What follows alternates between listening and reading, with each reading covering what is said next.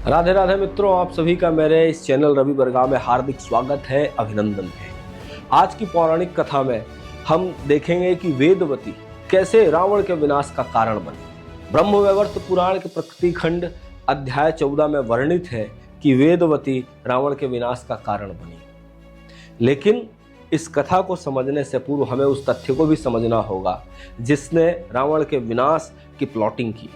धर्मध्वज और कुशध्वज के पूर्वज सूर्य के श्राप से श्रीहीन हो गए थे। धर्मध्वज और कुशध्वज ने कठिन तपस्या की और तपस्या कर मां लक्ष्मी को उन्होंने प्रसन्न किया, और मां लक्ष्मी ने दोनों भाइयों कुशध्वज और धर्मध्वज को यह वरदान दिया कि मैं तुम्हें पुनः भूवती होने का सौभाग्य प्रदान करती हूँ, तुम्हारा श्री मैं तुम्हें वापस लौटाती हूँ, और मैं तुम दोनों की तपस्या से इतनी प्रसन्न हूँ कि आने वाले समय में मैं तुम दोनों के यहाँ स्वयं अपने कला अवतार द्वारा अवतरित भी होंगे। इसके पूर्व के वीडियो में मैंने आपको बताया था कि किस प्रकार वृषध्वज सूर्य के श्राप से शापित हुए और श्रीहीन हो गए। ब्रह्मवैवर्त पुराण का प्रकृति खंड अध्याय 14 कहता है कि मां लक्ष्मी प्रसन्न हुई और कुशध्वज की पत्नी मालावती के गर्भ से एक कन्या के रूप में प्रकट हुई, और जैसे ही वे उत्पन्न हुई तो वह वेदों का उच्चारण करने लगी, वेदों के मंत्रों का उच्चारण करने लगी। यह देख करके सभी हतप्रभ रह गए और विद्वानों ने उस कन्या का नाम वेदवती रखा। वेदवती प्रभु श्री हरि के चिंतन में डूबी हुई तपस्या के अध्यय से पुष्कर क्षेत्र को चली गई। परिजनों ने उन्हें रोकने का सफल प्रयास किया। अंततः वह पुष्कर क्षेत्र में कठिन तप में लीन हो गई।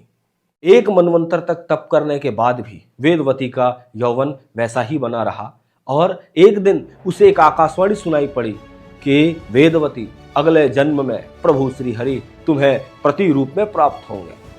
आकाशवाणी सुन वेदवती उत्साहित हो गई और पुष्कर क्षेत्र से वह गंधमादन पर्वत की ओर चली गई और कठिन तप करने लगी। कठिन तप में वह लीन थी। वह तपोनिष्ठ वेदवती प्रभु श्री हरि के चिंतन में निरंतर डूबी रहती थी।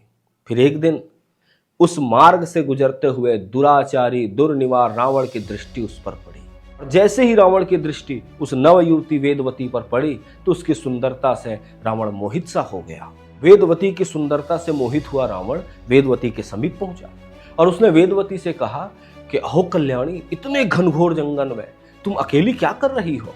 इससे पहले कि वेदवती उसे जवाब दे पाती, मोहित और कामातुर दुराचारी रावण ने वेदवती का हाथ पकड़ लिया। रावण की कुचेष्टा को देख करके वेदवती तमतमा उठी और क्रोध से भर करके उसने रावण को श्राप दिया कि मैं ही तेरे बंधु बांधवों सहित काल का ग्रास बनूंगी।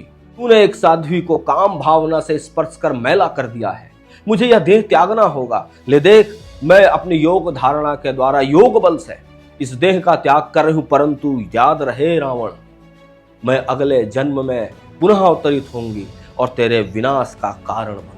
देह परित्याग कर वही वेदवती अगले जन्म में जनक सुता सीता हुई और प्रभु श्री हरि को पति रूप में प्राप्त की, उनकी भार्या बनी। और वही रावण, वही दुराचारी दुर्निवार रावण ने मां सीता का अपहरण किया और प्रभु श्री राम के हाथों उसका विनाश हुआ। ऐसे ही अन्य पौराणिक कथाओं के लिए मेरे इस चैनल रवि बरगा को सब्सक्राइब करें, लाइक करें, हो सके तो शेयर करें। अपना ध्यान रखें। राधे राधे।